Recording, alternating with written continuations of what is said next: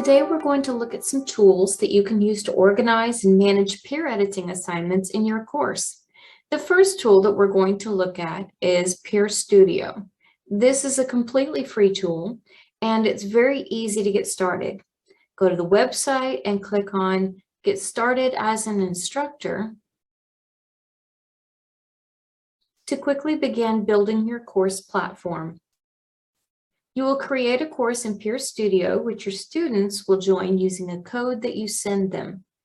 At this time, Peer Studio does not integrate with Blackboard, though they do have plans for that down the road. To build an assignment on Peer Studio, a few things that you need to know. There are two options for using peer review.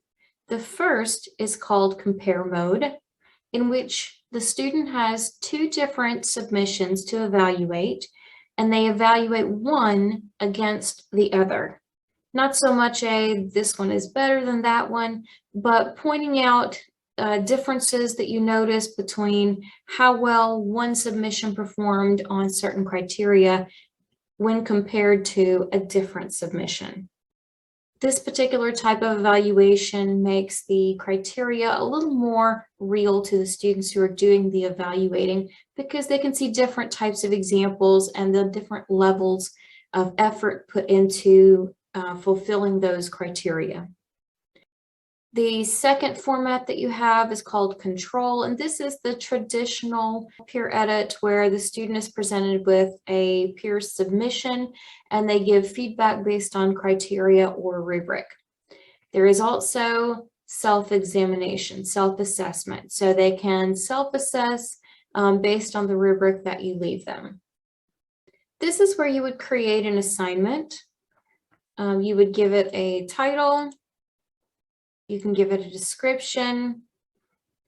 You would need to give it a date on which the submission is due, followed by a date on which the evaluation is due.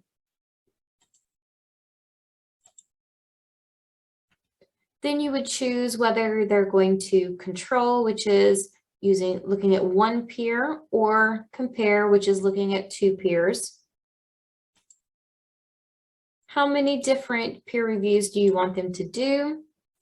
And do you want them to be able to assess themselves? LTI is not quite ready for Blackboard yet, so we're going to skip that. If you have multiple courses, then this is where you would select which course this would be applied to. And then you can also create groups. This is a neat feature where groups can submit together, so that instead of having 4 different submissions that are exactly the same because one group worked on it, they would submit as one and yet would individually evaluate their peers' work. So they wouldn't see repetitions of their own work that their other peers in their group had submitted. So that's kind of a unique feature of this particular program. Below that, you build your rubric. Here you have a section for overall rubric items that are already built. So you could just choose which one you wanted to do based on what kind of evaluation you're having them do. You can add a new rubric section. And this is one of, to me, the more interesting features of Peer Studio. Let's say that you had them do a project where students had to turn in a video that they made plus a resource of some kind, a PowerPoint or a handout, a graphic, something like that. So you could create first the rubric section for the video, have a submission part where they would turn in the video, and a description here where you would say, turn in your video here. And then students would turn in their video. Rubric items. This is where you would select your criteria. Are you going to have them doing a comparison? A yes/no item, such as, did this student have an introduction on their essay? Or did this student use the lighting that we talked about in our film class? Add a comment item where you can ask, what what advice would you give this student to best improve their composition? A scale question.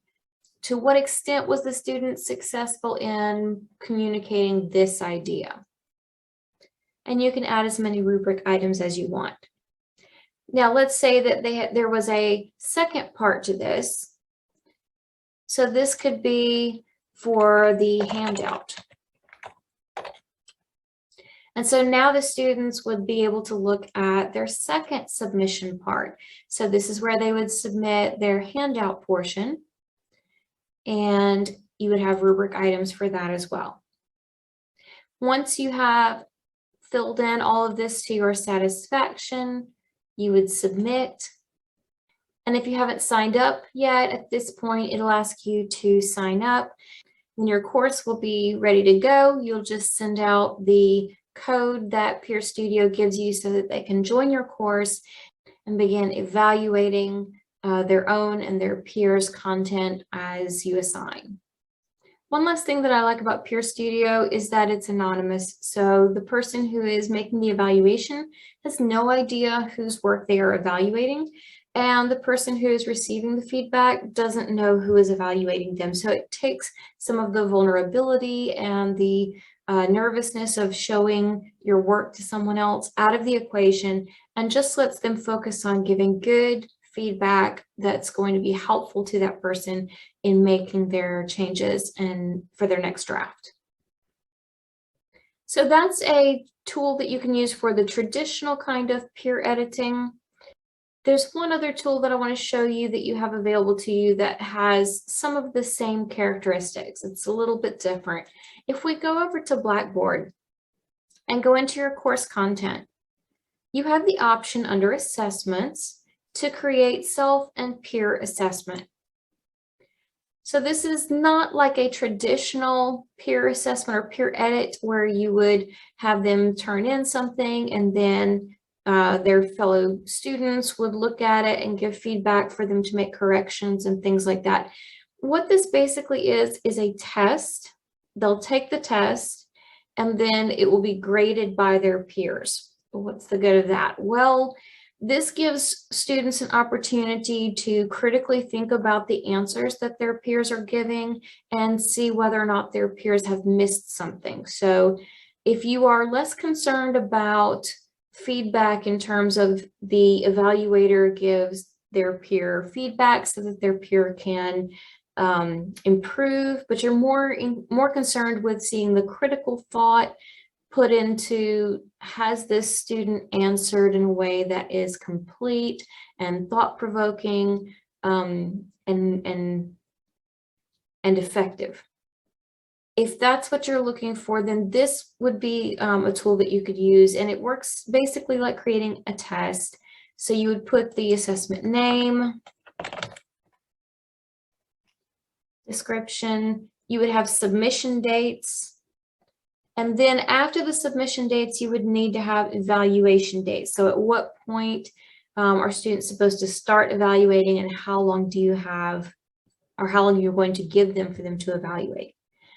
You have some choices here. Allow anonymous evaluation so that the person who's been evaluated doesn't know who evaluated them. Allow self-evaluation. Are you going to allow them to evaluate their own work? Show evaluation results to submitter. Do you want the person who submitted the original work to see the feedback given by the evaluator? Or are you only concerned with how well the evaluator was able to express their thoughts and ideas in regard to the original poster's answers? Then, how many of those submissions do you want them to evaluate? Once you are ready with that, you can submit. And this is where you will create your questions. You have a place for question text, and then a model response. The model response will be there so that the person who is evaluating will have a good idea of what a model response should look like. It will help them in their evaluation. And you can build as many questions as you want. So that's another way that you can allow students the opportunity to give feedback and use their critical thinking skills in evaluating answers and work of their fellow peers. Hopefully, between these two different tools, you've been able to see something that inspires you, something that interests you, something that can help you in planning your lessons going forward. If you need any help or if you want to know any more about these tools, reach out and let us know.